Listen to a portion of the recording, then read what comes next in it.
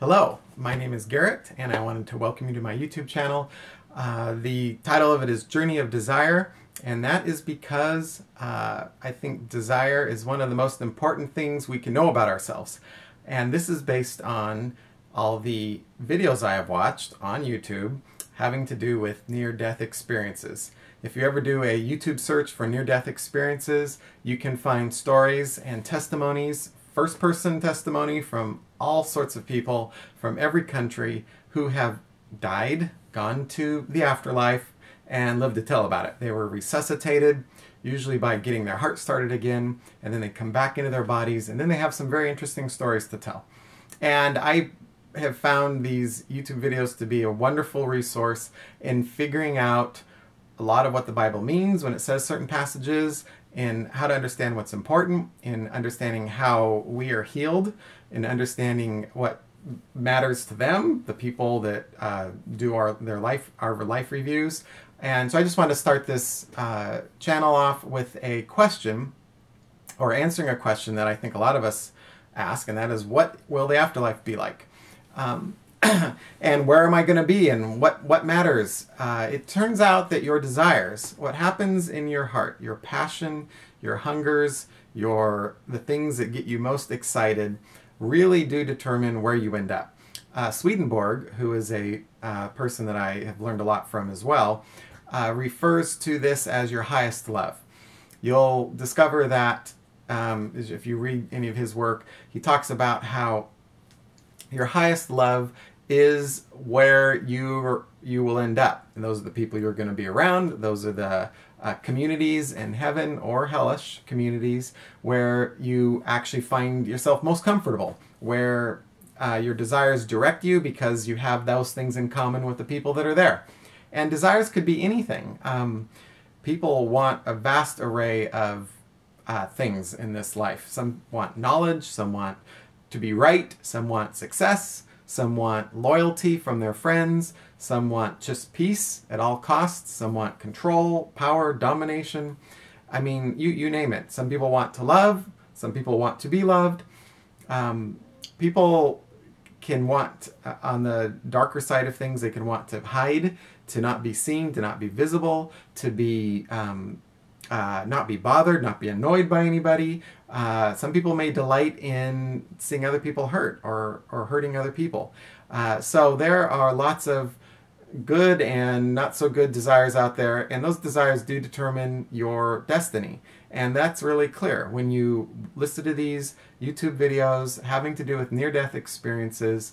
I've been watching about 20 a week for the last 4 years, and that's a lot of hours spent watching, and I don't think the casual person would be able to invest that amount of time, which is why I wanted to do these videos, to just kind of condense down all of what I've learned in a way that could easily benefit others, so they could figure out, well, how does this inform religion? How does this inform a life path and choices, and what matters most? And even how do you understand certain passages in the Bible or certain things that Jesus said, and be able to interpret them in light of this body of knowledge that we now have, consisting of thousands of YouTube videos posted by first-person testimonies. And I believe that we should take that testimony as valid. That, like Jesus said, let every fact be determined on the testimony of 2 or 3 witnesses. And we have thousands of people all talking about the same thing, and it's a very coherent and whole body of knowledge. It's not, I think it's very valid, it's very internally consistent. It's very satisfying to watch and to learn from, especially if you're into healing or growth or wanting to see what makes the soul progress to higher levels of enlightenment and understanding and wisdom and love. And what doesn't work, and who are the people that come back with not so good stories, and didn't have good life reviews, and didn't feel proud about how they lived their life, and what were the things that mattered most to the people up there that were asking questions about the choices that we've made and the things we valued. So I just think that it would be good to examine your desires. Inside your heart is a cauldron of desires. You're a lot more than just what you think or what you believe. Really what determines where you end up is what you hunger for. and what you long to do and what you most delight in. That determines your destiny, if you will. So I would encourage you to take some time now to answer that question. You're going to be asked it up there. They have direct and indirect ways of asking that question, and that is, what do you want? Who are you? What are you hungry for? And they will respect your answer. They don't force an answer on you at all. Whatever your answer is what happens next. And they will wait until you come up with an answer. Now, there are people that don't ask for anything. They purposefully gave up wanting anything, and they resigned, as John Eldredge in his book Waking the Dead talks about, that the journey of desire for some leads them to collapse, to hopelessness, to just a complete resignation and withdrawal from life. And that's a serious state. That's the equivalent of committing suicide, even if you're still breathing. Some people that reach that state do end up taking their lives. But there are those that just walk around not wanting anything. They don't want.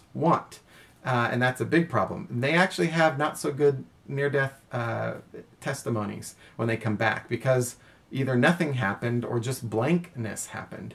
So it really matters that you hunger. And it's good to know that the light is something to hunger for and to want and to search for it. I mean, there's lots of little tips that we get from these near-death videos available on YouTube that I think most people should know. That's what I'm here for. And I'd like this channel to be about helping you decide how to live your life better based on a body of knowledge that's available to us now. What's difficult about this knowledge is it is phenomenological, which means they're just stories told by people.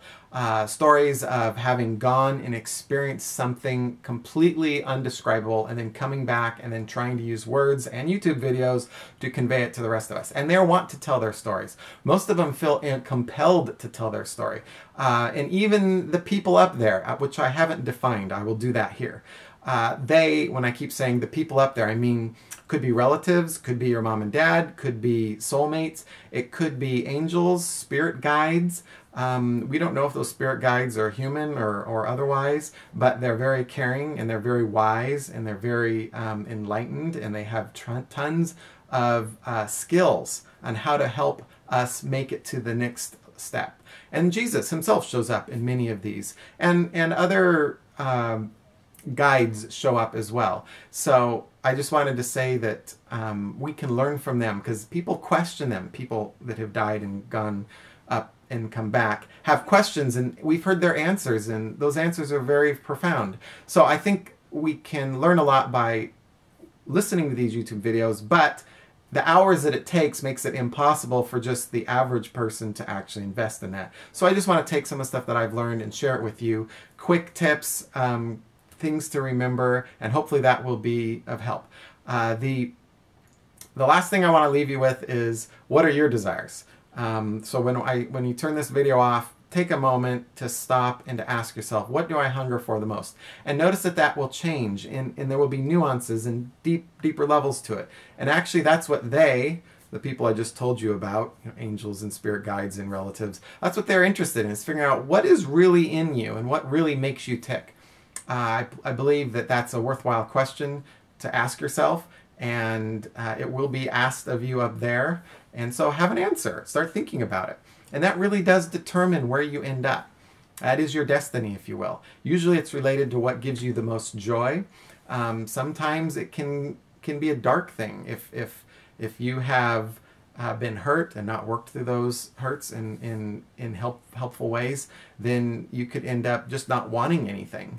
And that's really a sad ending, and I wouldn't want that for you. So if that is the case, there are ways of actually going and talking to people to figure out why you stopped wanting. Okay, hopefully this was helpful to you. I look forward to meeting you in future YouTube videos. I will give you just some of the sample content I would like to cover is what matters in life reviews, what matters up there in general, what doesn't matter. It's interesting that there is a lot that is completely absent in the near-death testimonies. Completely absent. The people up there could care less about what we think matters down here. So it's important, I think, pay attention to that. It has a lot to do with religion. I just would like to cover a lot of the questions I've been asking about what does that verse mean, or what did Jesus mean when he said that, or do all people go to heaven, or who doesn't, and how is that determined? And there's a lot of good answers out there. So I'd like to cover that in future vlogs. Hopefully this will be helpful too. Thank you for tuning in, and I look forward to the journey of desire with you, of taking this journey of desire with you. Okay, bye.